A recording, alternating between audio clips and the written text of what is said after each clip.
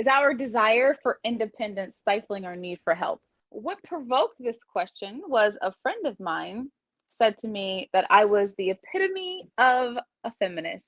I said that even though you might Feminism. not agree with it, you embody what of the definition of feminism.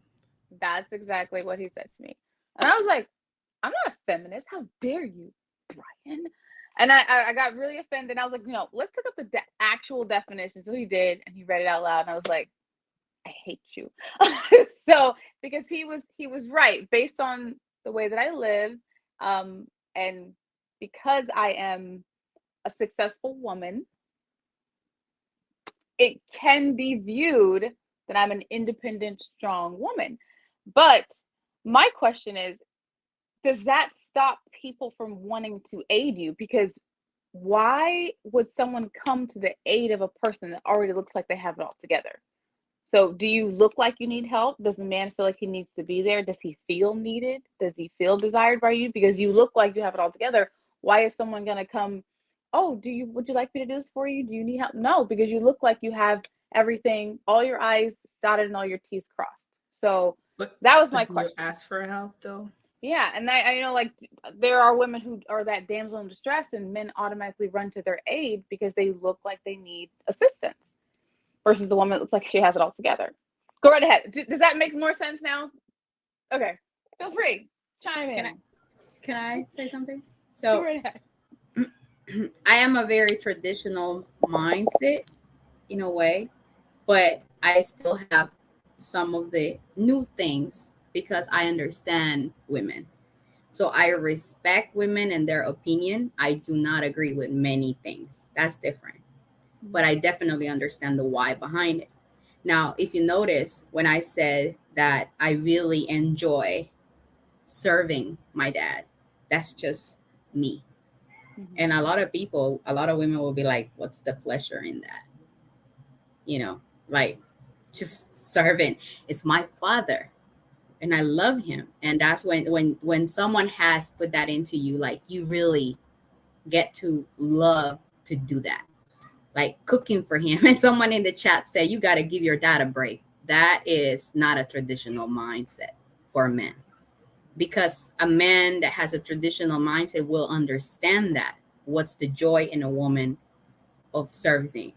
Like when my brother compliments my food, it's just, there's nothing better than that. And it's my brother. I don't have Mm-hmm. to feed him, I don't have to give him any food, but it's just something that you enjoy naturally. It's that, giving, and that's it. And you don't expect nothing in exchange. I don't expect them to do nothing. But, but I have to say, when I need them, they're there. If I'm like, can you pick me up? I'm here. They don't hesitate. Right Mm-hmm. now, in 10 minutes. All right. They don't hesitate. Why? Because they see that when you give them and there's nothing. And I'm not saying this manipulation because I don't expect anything in return. I'm saying that there's also something behind from men that makes them be more soft with you.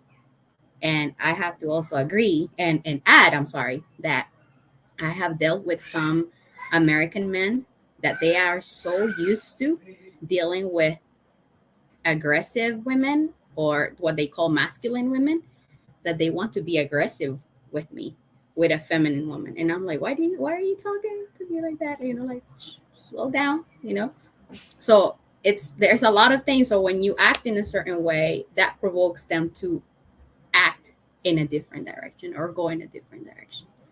What she said It's like, was so true because we have to walk in our femininity, right? At the end of the day, we have to hold our space. It's soft life. I'm hashtag soft life for me, okay? Because I realized, yes, I can do it all myself, but I want a partner. I mean, we came into like the world to be with someone. We didn't come here to be alone, right?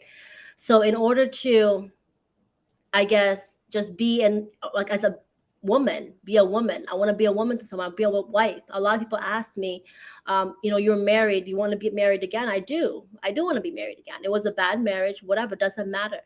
I want to be a wife to someone, and I enjoyed that. Like, enjoy catering to somebody. And Do you but need it's to be married? hard. Sorry Sorry. to What'd you interrupt say, really Alex? quickly. Do you need to be married to do those things? Can you not do those things for someone anyway? Can you not just do those for? Does it need?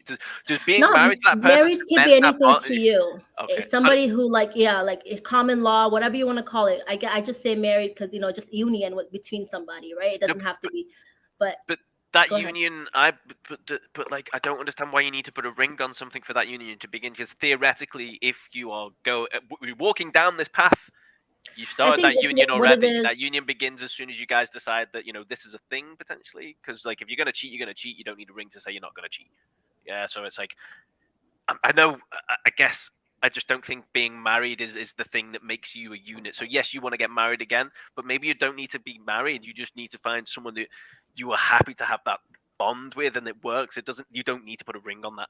And I think Yeah, I that's think how I look at it. But that's my belief. I guess I am sorry. no, absolutely. But I get what you're saying. I think it's just like, it doesn't have to be marriage, like I said, like just a union, right? Like being with somebody, finding your person, right? But like, I wouldn't get married right away. But I think I do believe in marriage because I think Saira was saying like it was based off of religion, and like it's like a lot of people are religious, and it's exactly right. It's my belief, and you have your belief, right? So we have to, like, that's just how I see myself living my life, being with someone, having a family, having that like family bond because I enjoy being around it because I never had it really, right? So I want to have that for myself, and I think it's a beautiful thing, to be honest with you, but to each his own, right? At the end of the day. Alex, I wanted to tell you something. I wanted to share a personal experience just to be on at what is your name? I'm sorry, Robinson. Fee. Just to understand what she's saying and the reason why. Also, I understand women is because I also been on the other side where I am a traditional woman that serves a man. It doesn't have to be my husband, but this man that came from the United States said, and I've mentioned it many times in these panels, he said that because I cook and I serve everybody, that didn't mean anything to him. He was not appreciating what I was doing because since I do it for everybody, it was just natural to me that I had to do more than that. You see what's the difference?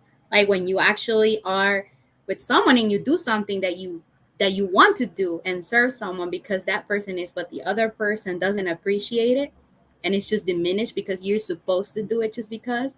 And that's when I understand women that no, we don't have to. We do it because we want to do it. And that's why I said I don't agree or disagree, but I understand people.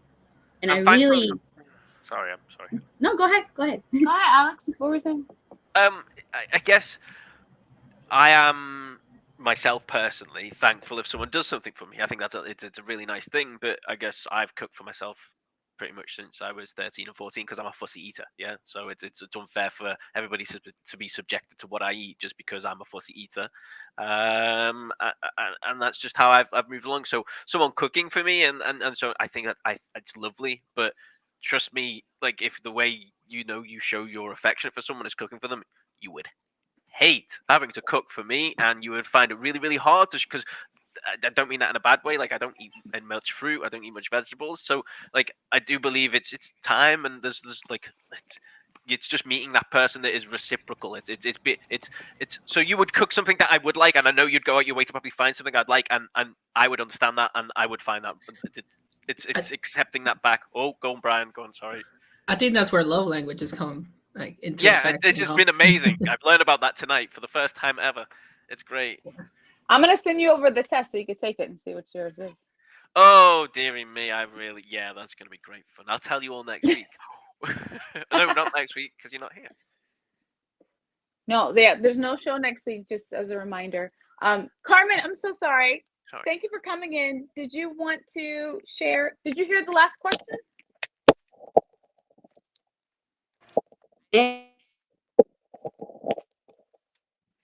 I'm not sure if I'd be stepping on anything to have not heard everything before.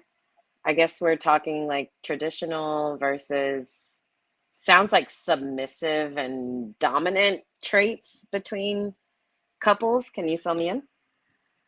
So we started out with the question about in other cultures, if the wife doesn't work, how is she cared for? And then we talked about how important is a man's need to feel needed.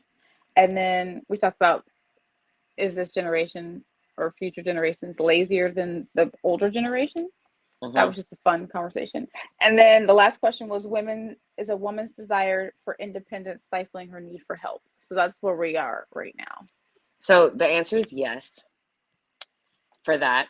And we are honestly afraid to ask for help because of the expectations that are there. And it don't even have to come from men. It could come from, regardless of gender, it could just come from your job. The woman is always seen as the caregiver to the children. So as soon as the kids are sick, who has to take off work? Dad gets to go to work, and mom probably makes more an hour. You never know. But men, it's just been like this traditional thing. Now, on a personal relation type of level, I am actually very traditional, and I wanted to be this stay-at-home mom that didn't work, and it worked for us for a few years.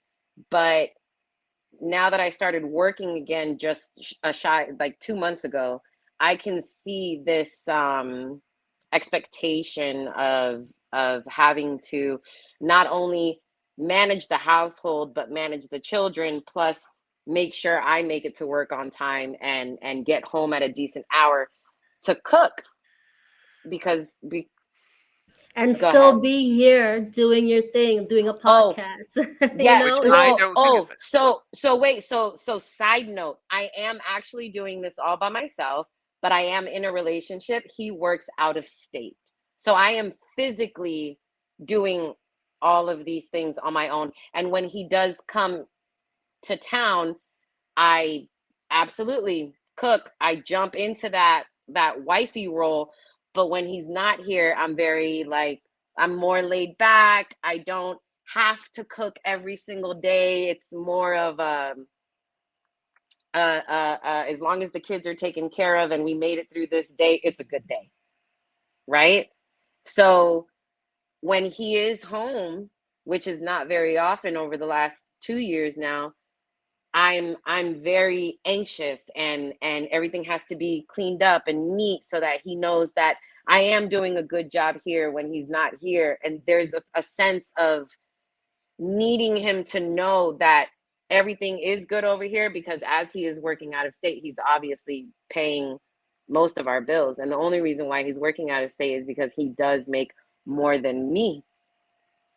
I started working again for mental health, on top of needing more income, on top of the lifestyle that we wanted. So I'm kind of in the middle of that traditional meets new world era, where when he comes home, which, like I said, isn't very often, but when he is home, I do have expectations. And those expectations are that I'm managing this home when you're not here. So when you are here, there are certain things that need to be done. With that being said, for someone who, say, is full-time with their partner, those are also rules that would also need to be established to make it work on both sides. I would love to say he cooks for the family 2 nights a week, but that's absolutely impossible because his cooking is terrible. Does he So order takeout? absolutely, that is Not definitely that his go-to. I'd be excuses. like, I'm not That cooking that today, and excuses he'll get it. takeout. Okay, that's cool. That's cool. That Yeah, doesn't and I'm excuse okay with that. anything. That doesn't excuse anything, but it's I guess his way of, well, like, I don't have time, or I'm sorry that I don't have time. You've always got time. It's like, nope, it's just gonna be much quicker to do this. Let's do it that way. I'm not even gonna knock you on the not having time, because I can hit him but we'll go time. No, you're right. Go Yes. get takeout. Thank you for the takeout. Yeah. And that's our love language.